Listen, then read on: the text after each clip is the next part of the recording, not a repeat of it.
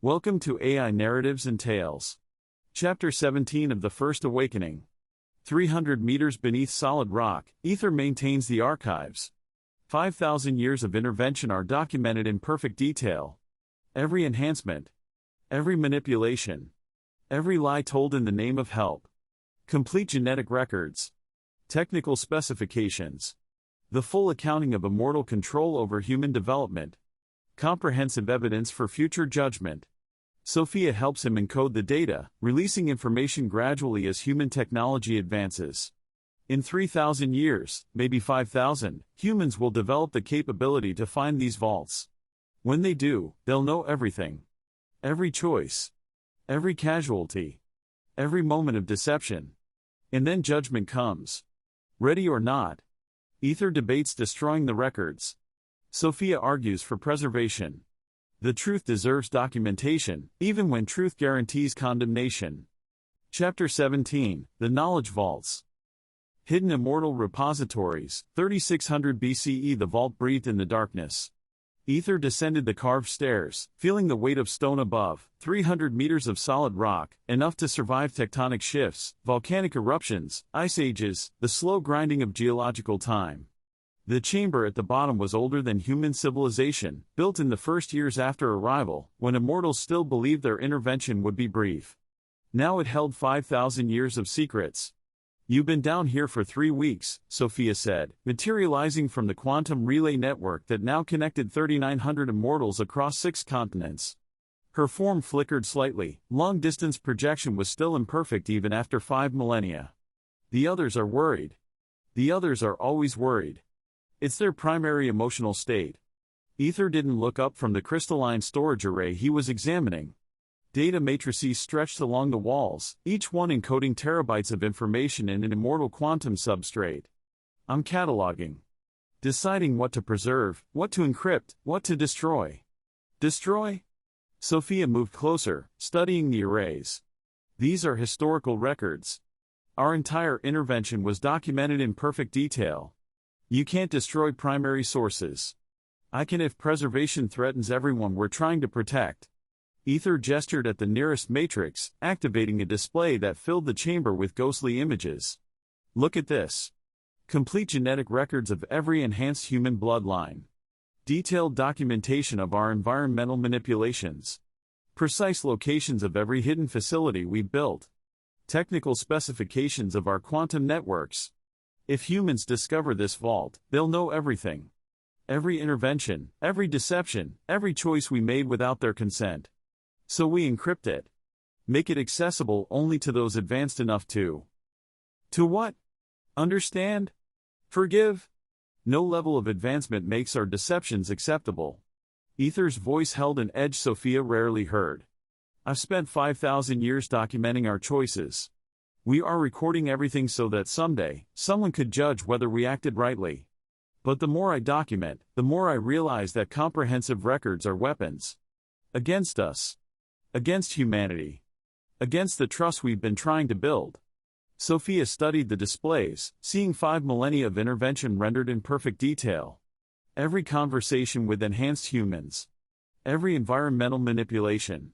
Every lie is told to maintain concealment, the complete record of immortal governance, preserved for posterity. Or for prosecution. "What do you want to do?" she asked. "I don't know. That's why I've been down here for 3 weeks. Staring at the evidence of everything we've done, trying to decide if truth serves justice or just creates more pain." Aether touched one of the matrices, pulling up a specific record. "This one. The Saharan desertification. I have complete documentation. Kronos' climate manipulation sequences. Exact death tolls from the forced migration. Recordings of refugees dying while we watched from hidden observation posts. Every terrible choice, preserved in perfect clarity. The images played out, humans struggling through the desert, children dying, elders collapsing, the grinding horror of population management through environmental pressure. And throughout, immortal voices making calm calculations about acceptable casualties and optimal migration corridors. If humans see this, Aether said quietly, they'll know we killed 2.8 million people to consolidate populations. They'll see us discussing it like logistics problems. They'll hear us debating whether the deaths were acceptable losses or necessary sacrifices. And they'll hate us for it. They should hate us for it. We earned that hatred. Then why are you arguing for preservation? If we deserve judgment, why give them ammunition? Because, Sophia said slowly, judgment without information is just prejudice. If we're going to be judged, and we will be, eventually, then our judges deserve complete information. Not just the terrible choices, but the reasoning behind them. The alternatives we considered. The consequences we were trying to prevent. That's self-serving rationalization. It's context. Yes, we killed 2.8 million people through forced migration. But if we hadn't concentrated populations, the natural desertification would have killed 8 million over 2 millennia. Both numbers are horrific.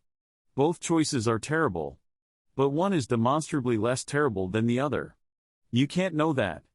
Your projections could be wrong. My projections are 87% accurate over 50-year periods. I know that because I've been tracking them for 5,000 years. Sophia gestured at the data displays. Delete this information if you want. Destroy the evidence. But don't pretend you're doing it for noble reasons.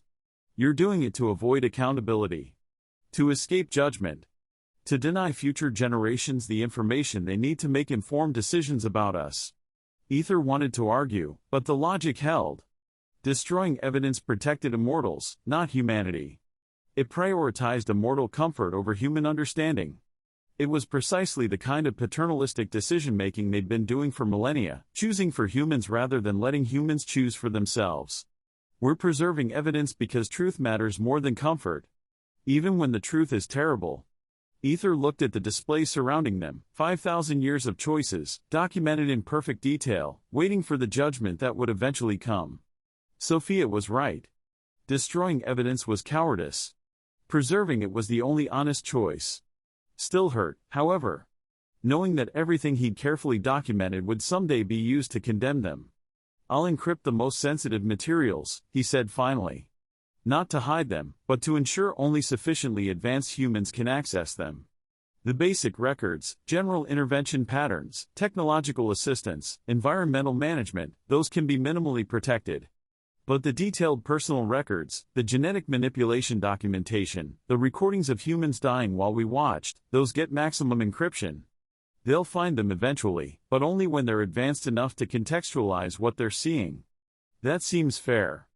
Though fair is a strange word for deciding how to preserve evidence of our crimes. Not crimes. Interventions with terrible consequences. There's a difference. Tell that to the 2.8 million who died in the Sahara. I would if I could.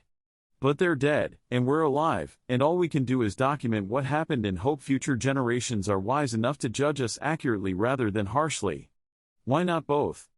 Accurate judgment is likely to be harsh. Then we deserve harsh judgment. But at least let it be an informed harsh judgment. Through the network linking 3,900 immortal consciousnesses, Aether felt the varied reactions to his documentation project. Some approved of comprehensive records. Others feared the evidence he was preserving. All understood that what he documented would someday be used to judge them. They worked together through the night, Aether cataloging and encrypting, Sophia verifying and organizing, both of them creating the comprehensive record that would someday reveal everything. The vault grew fuller with each passing hour, data matrices accumulating evidence that would eventually condemn or vindicate them.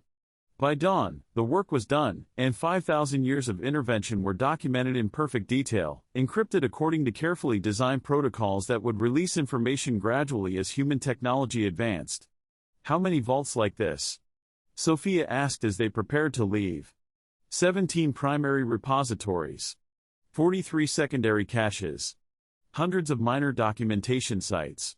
All hidden, all encrypted, all waiting to be discovered. Aether took one last look at the data arrays. In 3,000 years, maybe 5, humans will have the technology to find them. When they do, they'll know everything. And then we'll see if teaching them to think was wisdom or suicide. The encoding problem, 3 months later. They're learning too quickly. Nick stood in the council chamber, projecting data across the quantum network that now linked 3,900 immortals. Her analysis drew on observations from every monitoring station, every hidden facility, and every immortal working among humans across 6 continents. Images of humans studying stars, developing mathematics, and creating writing systems that approached immortal complexity are intriguing. That's the point, Prometheus said. We taught them to learn. Now they're learning. Success, not failure. Success that threatens revelation. Look at this. Nix highlighted a group of Sumerian scholars studying astronomical records. They've noticed that certain celestial predictions are more accurate than their observation should allow. They're starting to suspect someone gave them information they shouldn't possess. So we taught them astronomy well. That's hardly damning. They're not questioning the accuracy, they're questioning the source. One scholar asked his teacher where the knowledge came from. The teacher said, "The gods." The scholar asked, "Which gods, and how did they learn it?" He's treating divine revelation as a researchable question. That's dangerous. Aether leaned forward, interested. How dangerous? He's documenting inconsistencies. Recording instances where knowledge appears simultaneously in multiple locations with no apparent transmission vector. Building evidence that someone is coordinating information distribution across impossible distances. Nix pulled up more data.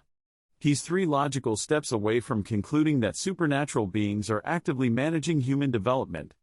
And once he reaches that conclusion, he'll start looking for physical evidence. He'll find the vaults, Aether said quietly. Eventually. Maybe not in his lifetime, but his intellectual descendants will. We've created a cascade of curiosity. The more we teach, the more they question.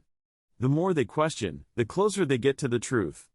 We're approaching a critical threshold where concealment becomes impossible through normal means. What are you proposing? Kronos asked. 3 options. 1. Reduce teaching, slow knowledge transfer, buy more time before revelation. 2. Accelerate revelation, control the narrative by revealing ourselves deliberately. 3. Create decoys, false explanations that satisfy curiosity without exposing truth. Option 3.5, Aether interjected. Encode our presence in ways that require advanced understanding to decode. Leave evidence that only sophisticated minds can interpret. Make revelation dependent on achieving specific levels of technological and philosophical development. Elaborate. We don't hide completely. We don't reveal completely. We encode. Aether gestured at the vault documentation he'd been working on. Religious texts with layered meanings. Astronomical observations that contain hidden patterns. Mathematical principles that reveal coordination when analyzed collectively. Make our existence discoverable to those who think deeply enough while remaining hidden from casual observation. That's still deception, Sophia protested. It's graduated revelation. Truth accessible according to capability. The more advanced they become, the more they discover. That's not deception, it's appropriate information management. It's patronizing. You can know truth when you're smart enough to find it. Who are we to set those terms? We're the beings with the information. Setting access terms is our prerogative. It's our responsibility to share, not gatekeep. Enough. Kronos' voice cut through the argument. We vote. Option 1, reduce teaching. Option 2, accelerate revelation. Option 3, create decoys. Option 3.5, encode our presence in discoverable ways. Someone proposed option 4, so we have a full set. Option 4, Erebus said from his corner, speaking for the first time. Document everything. Preserve complete records. Accept that revelation is inevitable and focus on ensuring that when it comes, humans have access to full information rather than fragmentary evidence. Don't hide, don't reveal, just be honest about what we've done and let judgment fall where it may. That's surrender, Kronos said. That's honesty. For once. The vote was split. 3 for option 3.5, encoded revelation, 3 for option 4, complete documentation, 2 for option 2, acceleration, and 1 for option 1, reduction. No consensus. We're deadlocked, Kronos observed. Which means we continue current policies while debating alternatives. Same as we've done for 5,000 years. So we do nothing, Prometheus said bitterly. We do everything. All options simultaneously. Some of us encode, some document, some reduce, some accelerate. We become incoherent in our approach and hope that incoherence creates enough confusion to maintain concealment a bit longer. It wasn't a good plan. But it was the only plan 9 immortals with 9 different philosophies could agree on. Continue intervention. Maintain inconsistency. Hope confusion looked like a mystery rather than incompetence. I'm encoding knowledge in the vaults, Aether said. Creating layered access protocols. The more advanced humans become, the more they'll discover. If they're smart enough to find us, they're smart enough to understand context. I'm documenting everything, Erebus added. Complete records, no deception. When they find us, they'll have full information. I'm accelerating in my regions, Prometheus said. Teaching faster, revealing more, preparing humans for eventual discovery rather than hoping they remain ignorant. I'm reducing contact in mine, Nyx countered. Withdrawing from direct intervention, becoming more mysterious. Let them develop independently for a while, see what they achieve without us. 4 different philosophies. 4 different visions of how immortal human relations should evolve. We're going to expose ourselves through incoherence, Sophia predicted. Humans will notice the inconsistency. They'll realize different regions are being managed differently. That'll be evidence of coordination. Then let it be evidence, Talia said. Maybe incoherence is honest. Maybe revealing that we're 9 beings with 9 philosophies, all trying to do right but disagreeing about method, maybe that's more truthful than pretending we're unified divine purpose. It's certainly more chaotic. Chaos is human. We've been pretending to be something else for too long. Maybe showing our uncertainty is the first honest thing we've done in millennia. The council dissolved without a clear resolution. Each immortal returned to their regions, their projects, their individual approaches to the revelation problem. The quantum network hummed with disagreement, uncertainty, the kind of philosophical chaos that had characterized their intervention since arrival. In the vaults, Aether continued encoding. In the observation posts, Erebus continued documenting. In human settlements, Prometheus accelerated while Nyx withdrew. Incoherence compounding, creating evidence that someday, someone would notice. They worked together through the night, Aether cataloging and encrypting, Sophia verifying and organizing, while through the network, 3,900 immortal minds continued their various projects, unaware that comprehensive records of all their choices were being preserved in a quantum substrate that would outlast mountains. Both of them are creating the record that would someday reveal everything. The age of mystery was ending, not through dramatic revelation, but through slow accumulation of inconsistency. Humans became smarter while immortals remained divided due to the inevitable outcome of teaching beings to think and then expecting them not to notice patterns. The scholar's discovery, 2 years later. Enki sat in the temple library at Uruk, surrounded by clay tablets that documented 5,000 years of astronomical observations. The patterns were wrong. Not incorrect, the predictions were remarkably accurate. But wrong in the sense that they shouldn't be possible given available human knowledge. The precession calculations are accurate to 17 decimal places. Orbital mechanics that accounted for planetary perturbation centuries before they'd be observable. Star catalogs showing constellations from perspectives that required viewing from multiple latitudes simultaneously. Someone had given them this knowledge, someone who understood the cosmos far better than any human astronomer. Still puzzling over the sky tablets? His assistant, Nabu, set down a tray of evening bread. You've been at this for 3 months. 3 months trying to understand what should take 3 lifetimes to calculate. Enki gestured at the tablets. Look at this. This predicts the exact position of Venus on the spring equinox 500 years from now. Not approximately. Exactly. To calculate this requires understanding orbital mechanics we haven't discovered yet. Perhaps the gods taught us. Which gods? When? How? Enki pulled up another tablet. And look here, these agricultural techniques. They appear simultaneously in Sumer, Egypt, and the Indus Valley. Same methods, same timing, no trade contact between regions. Someone coordinated the teaching. The gods. Coordinated how? Through what mechanism? Enki's voice rose with frustration. I'm not questioning whether divine beings exist. I'm questioning how they operate. What technology do they use? What their coordination network looks like? These are researchable questions, Nabu. We're treating mythology as fact when we should be treating it as evidence. Nabu looked uncomfortable. Be careful. Questioning the gods' methods isn't blasphemy. It's an inquiry. If the gods gave us intelligence, surely they expect us to use it? Enki stood, pacing the library. I've been documenting patterns for 2 years. 47 instances of knowledge appearing simultaneously across impossible distances. There are 12 cases of astronomical predictions that require technology we don't possess. 8 agricultural innovations that spread faster than human migration could explain. He pulled out a fresh clay tablet and began to write. I'm going to hide this beneath the temple foundation. Future generations will need evidence. When they advance enough to understand what I'm documenting, they'll know that someone was coordinating human development. Someone with capabilities beyond normal understanding. You're leaving evidence for people who might never exist. I'm leaving evidence for people who will definitely exist. Humanity is advancing, Nabu. Every generation knows more than the last. Eventually, we'll reach a level where these questions demand answers. And when that day comes, I want them to have documentation from someone who saw the patterns clearly. He carved carefully, encoding his observations in language that would survive millennia. Not accusations. Not wild theories. Just careful documentation of impossible patterns that suggested coordination beyond human capability. Above his head, immortals monitored his work through the quantum network, realizing too late that the intelligence they'd encouraged was turning toward questions they'd tried to avoid. Enoch's education, the enhanced scholar.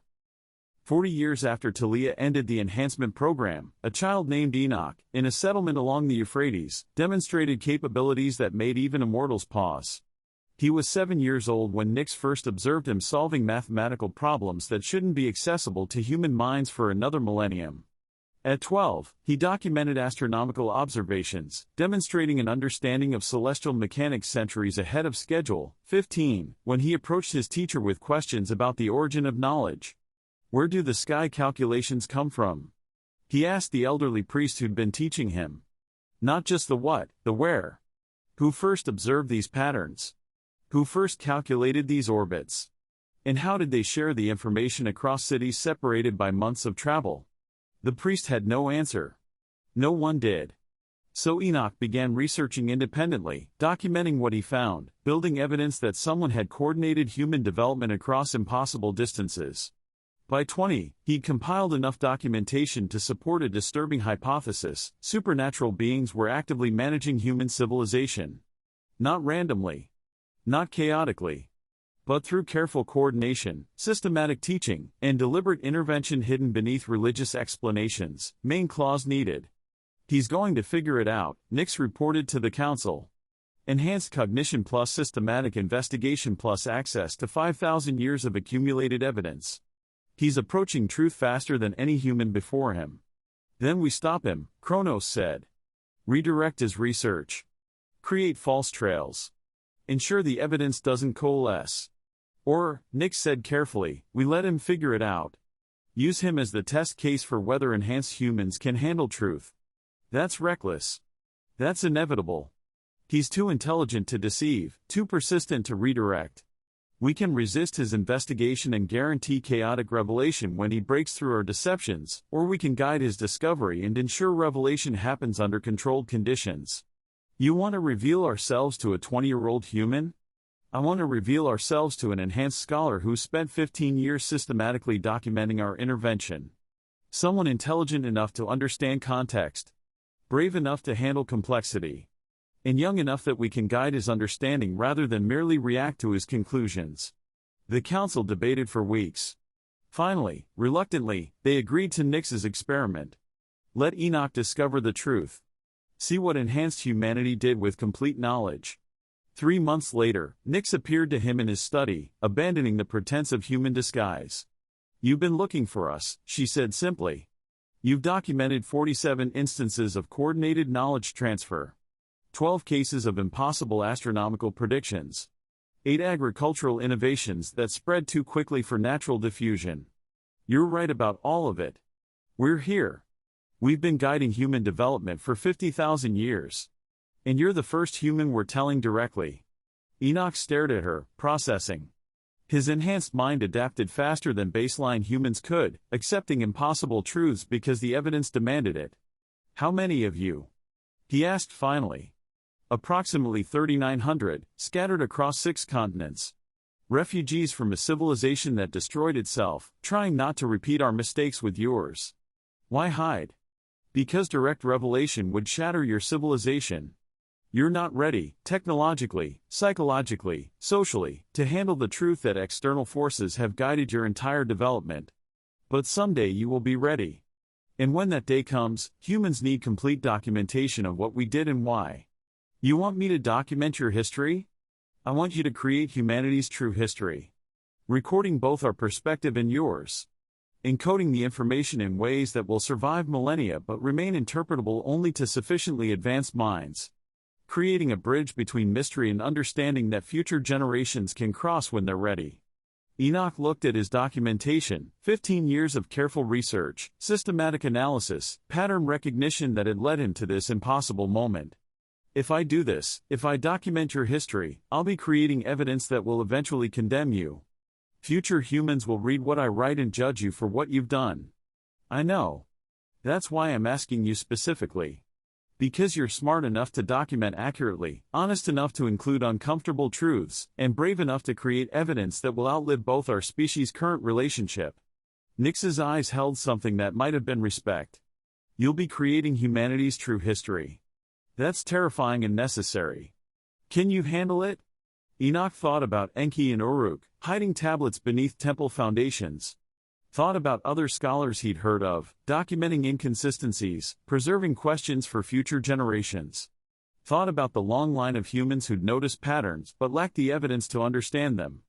He could be the one who documented the truth. Who created the bridge between mystery and understanding. Who preserved evidence that would someday reshape everything. Yes, he said. I can handle it. Please show me what you've done. Show me everything. And I'll document it for the future. Nix smiled, and in that moment, Enoch saw 50,000 years of burden lift slightly from ancient shoulders. Then come with me, she said. We have a lot to discuss. And you have a lot to write. The inevitable conclusion, Aether's reflection. Aether stood in the vault, surrounded by 5,000 years of documentation. On the surface, Enki hid tablets beneath temples. 300 kilometers away, Nix was revealing the truth to an enhanced human named Enoch, beginning a collaboration that would document everything in encoded form. In other regions, other scholars documented other discrepancies. Humans everywhere are beginning to notice patterns, question sources, and compile evidence that would eventually reveal everything. The vaults would be found. The tablets would be discovered. Enoch's documentation would survive, be copied, translated, and transmitted across millennia. The truth would emerge. Not today. Not tomorrow. But someday. Inevitably. We taught them too well, he said to the empty chamber, but this time the words carried less resignation and more acceptance. No response needed. He was alone with history, with evidence, with the certainty that everything they tried to hide would eventually be revealed. And strangely, he felt relief. 5,000 years of documentation. 5,000 years of secrets. 5,000 years of wondering when the burden of knowing would become the relief of revelation. Now, with Enoch documenting on the surface, with Enki preserving evidence, with Nix conducting her experiment in controlled revelation, maybe someday soon. Maybe in 3,000 years. But someday, someone would descend these stairs. Would activate these matrices. Would see everything. Would read what Enoch wrote and understand what it really meant. And then they would judge whether immortals had acted rightly. Aether hoped they'd judge fairly. With context. With an understanding of impossible choices and terrible necessities. With access to both Enoch's encoded documentation and his own comprehensive records. But fair or harsh, the judgment would come. The vaults ensured it. Enoch would ensure it. The truth, preserved in multiple forms, is waiting for light. Stone by stone. Truth by truth. Choice by impossible choice. Both things were true. The evidence accumulated. The vaults grew fuller. The documentation became more comprehensive. And across Earth, 3,900 immortals continued their work, guiding, teaching, manipulating, helping, controlling, liberating, all while knowing that someday, humans would find the evidence and render a verdict on 50,000 years of intervention. The age of concealment was ending. The age of documentation had begun. And in the spaces between, in the vaults and temples, in the enhanced scholars' studies and the hidden observation posts, truth waited for the moment when humanity would be ready to receive it. Or would you discover it regardless of readiness? Either way, the age of accountability was approaching. One vault at a time. One documented truth at a time. One enhanced human scholar at a time. The immortals had taught humanity to think, to question, to investigate. Now they would face the consequences of creating beings intelligent enough to uncover what their teachers had tried to hide. End of chapter 17. 300 meters beneath solid rock, the archives hold everything. 5,000 years of perfect documentation. Genetic records of enhanced bloodlines. Technical specifications of quantum networks. The complete accounting of immortal intervention. Evidence that will someday convict them all. Aether debates destroying it. Sophia argues for preservation. The truth deserves documentation, even when truth guarantees condemnation. They encode the data, releasing information gradually as human technology advances. In 3,000 years, maybe 5,000, humans will find these vaults. When they do, judgment comes. But some humans don't need vaults to recognize truth. In Chapter 18, a Stone Age builder named Caddick helps construct New Grange, a passage tomb with astronomical precision impossible for his era. He knows the engineering shouldn't be possible. Understands the alignments require instruments humans don't possess. He confronts Zephyrus, not with anger, but with questions.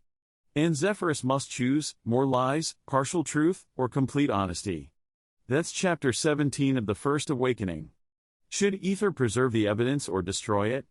Your take in the comments. This is AI Narratives and Tales.